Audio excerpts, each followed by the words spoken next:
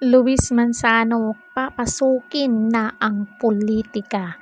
So tatakbo ito si Luis Manzano sa Batangas at hindi pa natin alam kung anong posisyon. So bago ang lahat dyan mga marites, panoorin nyo ang videong to hanggang dulo para alam nyo talaga ang totoo. So ito na nga, kinataba ng puso ng pambansang host na si Luis Manzano ang classroom version ng Rainbow Rumble na ginawa ng school teacher na si Alfie Iglesia mula sa Agusan del Sur para maengganyo lalo ang kanyang mga estudyante. Kapag yung game show mo ay ginagamit to teach and for learning purposes, ibig sabihin may ginawa kang tama. Napakalaking bagay sa amin yun ayon kay Luis na kumpirmado di umanong kakandidato sa 2025 eleksyon sa Batangas. Nagpasalamat siya kay Alfie dahil naisip nitong gamitin ang pinakabagong game show ng ABS-CBN bilang isang epektibong diskarte sa pagtuturo niya. Maraming salamat sa iyo, Sir Alfie Iglesia.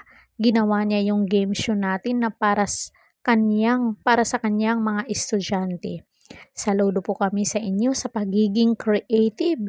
We are deeply honored na nagiging part kami at mas nakakatulong sa mas effective na pagtuturo ninyo. Dagdag pa ni Luis, sa kabilang banda, ibinahagi ni Alfie kung paano nakatulong ang format ng laro sa paghatid ng kanyang mga aralin sa Ingles.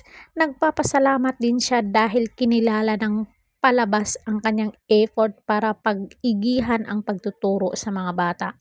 I always find a way to make my teaching and learning process more engaging and more meaningful. Masaya ako sa naging response nila sa Rainbow Rumble because I find it very effective. I really notice na merong interaction, merong active participation sa ad ni Alfie.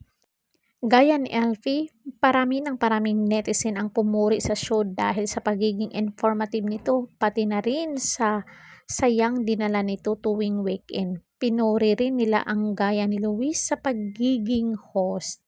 Samantalang patuloy na pagbibigay saya ng Rainbow Rumble sa mga manonood noong weekend, September 14 at 15. Tampok ang mga Pinoy Big Brother host na sina Kim Chu, Mila Contiveros, Bianca Gonzalez, Enchong Di, Robbie Domingo at Six Bomb Girls na sina Mia Pangyarihan, Easy, Trazona Aragon, Monique Ikban Diamante, Mia Costa Valdez at Maika Bautista na sumubok sa mga nakakatawang challenges.